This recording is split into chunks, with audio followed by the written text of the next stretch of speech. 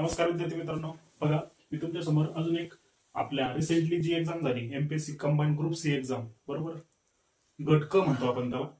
त्यासाठी एक त्या प्रश्नपत्रिकेमध्ये एक आपल्याला क्वेश्चन विचारला होता. तो आपण कसा सॉल्व्ह करायचा हे आपण बघू. क्वेश्चन काय होता सुरुवातीला आधी बघा. एका मोबाईलची 18% जीएसटी सह किंमत किती होती? तर 23,600 रुपये होती. तर त्या मूळ मोबाईलची किंमत किती? असा ग्रुप सी ला आपल्याला हा एकदम इझी असा क्वेश्चन विचारला होता. हे question group C, combine group B आणि ग्रुप सी मध्ये एकदम या टाईपचे क्वेश्चन एकदम इझी असतात, पण हे एकदम शेवटी विचारलेले असतात, बरोबर. म्हणजे 80 प्रश्नाच्या शेवटी, म्हणजे 81 पासून ते चालू होतात. त्यामुळे आपल्याला घाई झालेली असल्याने हे सोपे सोपे पण सुटत नाही, बरोबर. बघा याचं लॉजिक काय बघा. एका मोबाईलची 18% जीएसटी सह किंमत 23,600 दिली, बरोबर.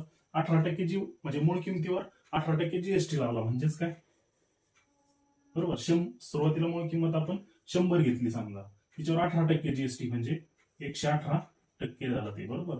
किंमत किती आपली? 23,600. ती झाली 18% जीएसटी सह किंमत. तर आपल्याला विचारलं त्या मोबाईलची मूळ किंमत किती असेल, म्हणजे मूळ किंमत म्हणजे 100 रुपये असतात. 100% किती, बरोबर. ही किंमत आपल्याला मूळ किंमत काढायची. आता ही कशी काढणार बघा.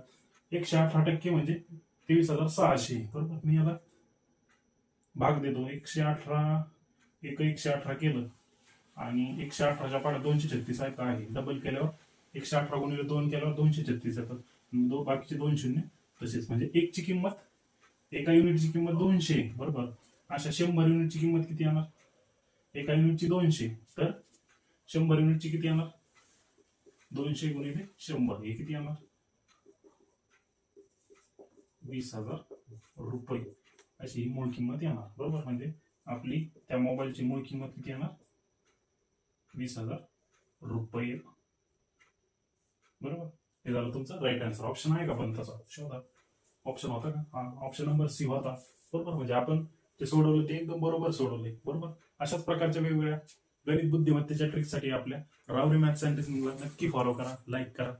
धन्यवाद.